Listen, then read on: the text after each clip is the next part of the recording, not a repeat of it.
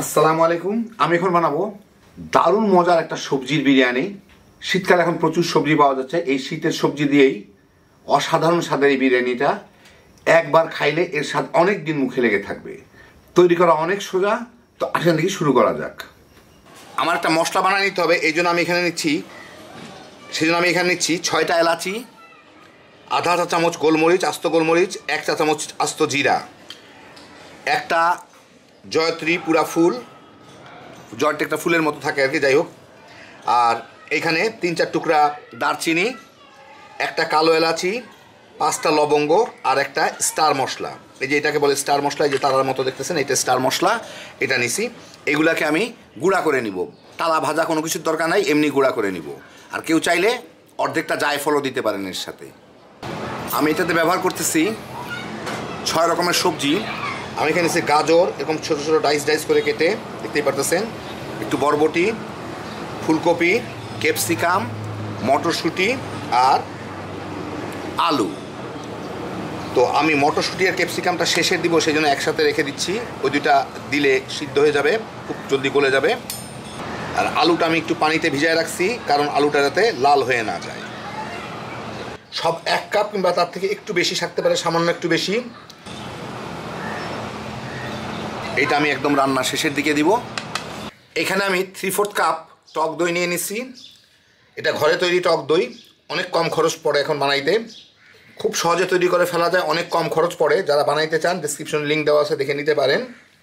আমি 3/4 কাপ নিছি, এখানে 1.5 কাপ। এর সাথে আমার কিছু মশলা মিশাইতে হবে। তো আমি এখানে ব্যবহার করতেছি ACI পিওর ব্র্যান্ডের মশলা। তো আমি এখানে দিচ্ছি 1 চা চামচ ACI পিওর ধনিয়ার গুঁড়া, 1 চা চামচ ACI পিওর মরিচের গুঁড়া, আধা চা চামচ ACI পিওর হলুদের গুঁড়া, স্বাদ মতো লবণ। এখানে আমি আধা কাপের মতো পেঁয়াজ বেরেস্তা করে রাখছি, মানে বেরেস্তা হয়েছে আধা কাপ। এই বেরেস্তা থেকে 3 ভাগের 2 ভাগ পেঁয়াজ আমি এর মধ্যে দিব, 1 ভাগ পেঁয়াজ রেখে দিব ভিতরে দেওয়ার জন্য, পরে দেওয়ার জন্য। আর আপনাদের কারো বেরেস্তা যদি করা না থাকে, তাহলে বেরেস্তাটা আপনারা যেই তেলে ভাজবেন সেই তেলটাই রান্নায় ব্যবহার করার চেষ্টা করিয়েন, তাহলে টেস্টটা অনেক ভালো হবে। আর এইখানে 1 মুঠ ধনিয়া পাতা আর পুদিনা পাতা সমান পরিমাণ কুচি কুচি করে কাটা, ওটা দিয়ে দিলাম। দিয়ে এটা ভালো মতো একটু মিশিয়ে নেই। এখন এর মধ্যে আমি এই বরবটি, ফুলকপি আর গাজরগুলা দিয়ে ভালো মতো মেখে নেব। মেখে নিলাম। এখন এটাকে আমি পাশে রেখে দেবো, যতক্ষণে আমি চাল অন্যান্য জিনিস প্রিপেয়ার করি। আমি ব্যবহার করতেছি এখানে বাংলাদেশি পোলার চালটা। তো এখানে আমি নিচ্ছি ACI পিওর চিনিগুড়া সুগন্ধি চাল। আমি এর অর্ধেকটা নিব, মানে আধা কেজি চাল নিব এখান থেকে। তো মাপামাপির দরকার নাই, জাস্ট প্যাকেট থেকে অনুমান করে অর্ধেকটা চাল ঢেলে নিলাম। ACI পিওর চিনিগুড়া সুগন্ধি চাল। আপনার ইচ্ছা করলে বাসমতি কিংবা অন্য ধরনের চাল দিয়েও করতে পারেন এটা। এখন এই চালগুলোকে আমি ভালো মতো ধুয়ে নিব। এখানে আমি একটা সসপ্যানে পানি দিছি, পর্যাপ্ত পরিমাণ পানি। আমি আধা কেজি চাল নিছি, এখানে প্রায় 4 লিটারের মতো পানি আছে। ওর মধ্যে আমি একটু লবণ দিব 1 টেবিল চামচের মতো। আর এখানে আমি দিচ্ছি 2-3 টুকরা দারচিনি, 1 চা চামচ শাহি জিরা, না থাকলে নর্মাল জিরা দিবেন, আর 2টা তেজপাতা একটু ফেড়ে নিছি। এখন এটাকে পানিটার সাথে মধ্যে দিয়ে পানিটাকে আমি ফুটাই নিব। পানিটা যতক্ষণ ফুটতেছে আমি সবজিটা রেডি করি। এখানে আমি যেইটার মধ্যে রান্না করব সেইটার মধ্যে, সেই সসপ্যানটার মধ্যে, একটু মোটা ধরনের সসপ্যান, এর মধ্যে আমি তেল দিব। আমি সরিষার তেলে রান্না করতেছি। আমি এখানে ACI পিওর ব্র্যান্ডের সরিষার তেলটা ব্যবহার করতেছি। আমি আধা কাপ তেল দিব এখানে। তেলটা গরম হইলে আমি এর মধ্যে যে আলুগুলাকে আমি পানিতে ভিজে রাখছিলাম, ওগুলাকে পানি থেকে ছেঁকে নিছি, ওগুলা দিয়ে একটু ভেজে নিব আলুটাকে, একটু বাদামি দাগ ধরা পর্যন্ত। আমি কিন্তু এখন হাই হিটে রান্না করতেছি। আলুগুলাতে একটু বাদামি দাগ লাগা শুরু হইলেই আমি এর মধ্যে দিয়ে দেবো আধা কাপের মতো পেঁয়াজ আছে। এই পেঁয়াজগুলা এটা দিয়ে একটু ভেজে নেবো। পেঁয়াজটা বাদামি করা দরকার নাই, একটু নরম হলেই হয়ে যাবে। পেঁয়াজটা একটু নরম হয়ে গেলেই এর মধ্যে আমি দিয়ে দিব 1 টেবিল চামচ আদা রসুন বাটা, দিয়ে একটু নাড়াচাড়া করে নিব, যাতে আদা রসুন বাটা একটু পানিটা চলে যায়। আদা রসুন বাটার পানিটা চলে গেলেই আমি এর মধ্যে দিয়ে দিচ্ছি ওই মাখানো সবজিগুলা।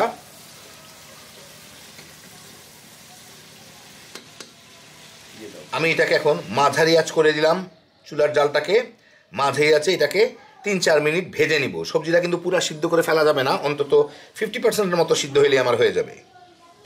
একই সাথে এখানে আমি দিয়ে দিচ্ছি যে মশলাটা আমি তৈরি করছিলাম বিরিয়ানির মশলা, ওই বিরিয়ানির মশলাটা আমি এর মধ্যে দিয়ে দিব, একসাথেই ভাজা হয়ে যাক।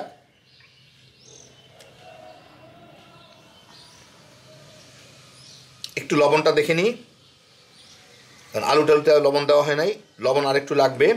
স্বাদ মতো লবণ দিয়ে দিব, যা লবণ এইটার মধ্যেই দিয়ে দিতে হবে, পরে আর দেওয়া যাবে না। মিনিট 3 ভেজে আমি এর মধ্যে এখন মটরশুঁটিগুলোকে দিয়ে দিব। এই মটরশুঁটিগুলোকে দিয়ে দিব কারণ মটরশুঁটিগুলো এর মধ্যে কিছুটা যাতে ভাজা হয়ে যায়, কারণ আগে দিলে পুরা গলে যাইতো আর পরে দিলে কিছুটা কাঁচা থাকতো। এইটাকে দিয়ে মিনিট 2-3 আমি ভেজে নেব। বাস 3 মিনিটের মতো ভাজলাম। ভাজার পরে আমি এখন এটাকে উঠায় নেব।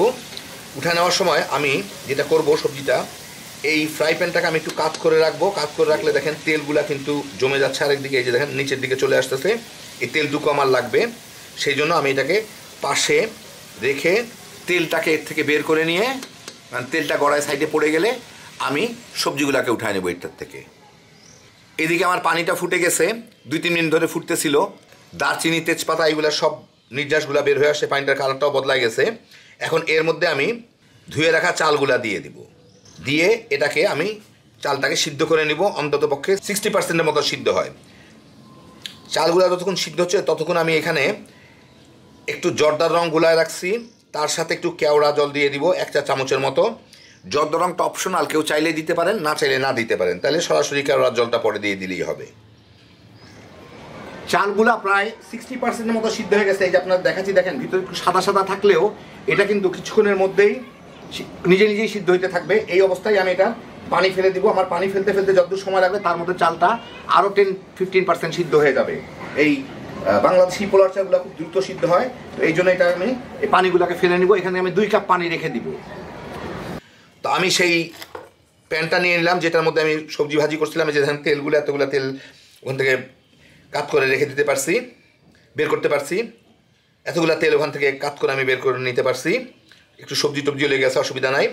এখন এর মধ্যে আমি এই পানি ঝরানো চালগুলো 3 ভাগের 1 ভাগ দিব। দিয়ে এটাকে একটু সমান করে দিতে হবে। সমান করে দিয়ে এর উপর আমি অর্ধেকটা সবজি দিব। দিয়ে সবজিগুলোকে এর উপর সমান করে বিছায় দেই যতদূর পারি। তার উপরে আবার 3 ভাগের 1 ভাগ চাল দিব। দিয়ে চালটাকে আবার সমান করে দিচ্ছি। এখন এর উপরে কিছু ধনিয়া পাতা, পুদিনা পাতার কুচি করা ছিটাই দিব। একটু বেরেস্তা যে রাখছিলাম সেই বেরেস্তা দিব কিছু, একটু লেবুর রস, আর ক্যাপসিকামগুলো যে আমি রাখছিলাম সেই ক্যাপসিকামগুলো দিব, কারণ এর ভাপের মধ্যে ক্যাপসিকামটা ভালো মতো সিদ্ধ হবে, আগে দিলে গলে যেত। ওর অর্ধেকটা দিব। এখন উপরে বাকি অর্ধেক সবজিটা দিয়ে দিব, যে ভালো মতো চতুর্দিকে ছড়ায় দিয়ে চেঁচে পুচে মশলাগুলোকেও দিয়ে দিব। এর উপরে বাকি চালটা দিয়ে দিব। দিয়ে সমান করে দিয়ে এই যে জর্দার রংটা রাখছিলাম ওটা দিয়ে দিব। কেউ চাইলে দিবেন, না চাইলে কেওড়া জল দিয়ে দিবেন। এই সময় ক্যাপসিকাম যেটুকু বেঁচে আছে ওইটুকু দিয়ে দিব। ধনিয়া পাতা, পুদিনা পাতা কুচি দিয়ে দিব যথেষ্ট পরিমাণে, আর যেটুকু বেরেস্তা বেঁচে গেছে ওইগুলোও দিয়ে দিলাম ছড়ায়।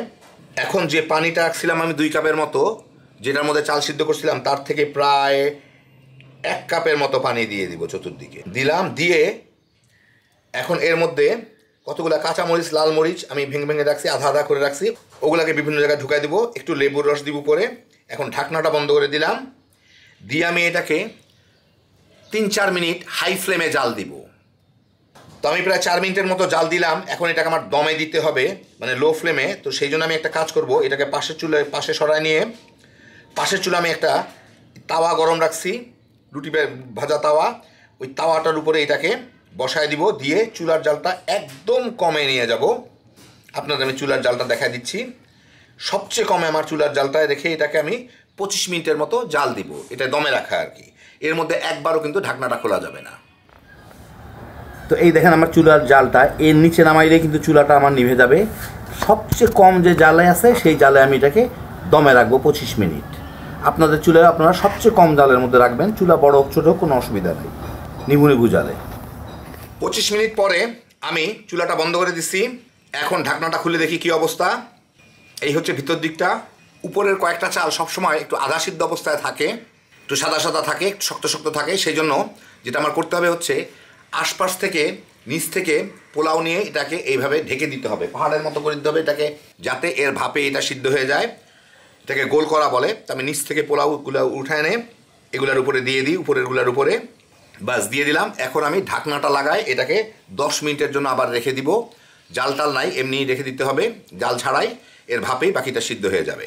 তো তারপরে 10-15 মিনিট পরে আপনাদের আমি এটা সবগুলা বের করে মিশায় আপনাদের আমি দেখাচ্ছি। তো এই দেখেন হয়ে গেল আমার শীতের সবজি দিয়ে দারুণ মজার বিরিয়ানি। এটার স্বাদটা যে কি অসাধারণ, একবার না বানাই খেলে বুঝবেন না। বিশেষ করে যে বিরিয়ানি মশলাটা বানানো হইলো ওইটা দেওয়ার পরে এর ফ্লেভারটা আর টেস্ট একদম অন্য রকমের। তো যারা সবজি পছন্দ করেন কিংবা এ ধরনের খাওয়া পছন্দ করেন, ফ্রায়েড রাইস, বিরিয়ানি, সবজির পোলাও ইত্যাদি একবার বানায় দেখেন, বাচ্চা বড় সবাই তামা তামা করে খেয়ে ফেলাইতে পারবেন। হ্যাঁ, বিজোশের একটা আইটেম। আল্লাহ আপনাদের সবাইকে ভালো রাখুন, সুস্থ রাখুন, নিরাপদে রাখুন। ইনশাআল্লাহ বেঁচে থাকলে আবার দেখা হবে। আল্লাহ হাফিজ।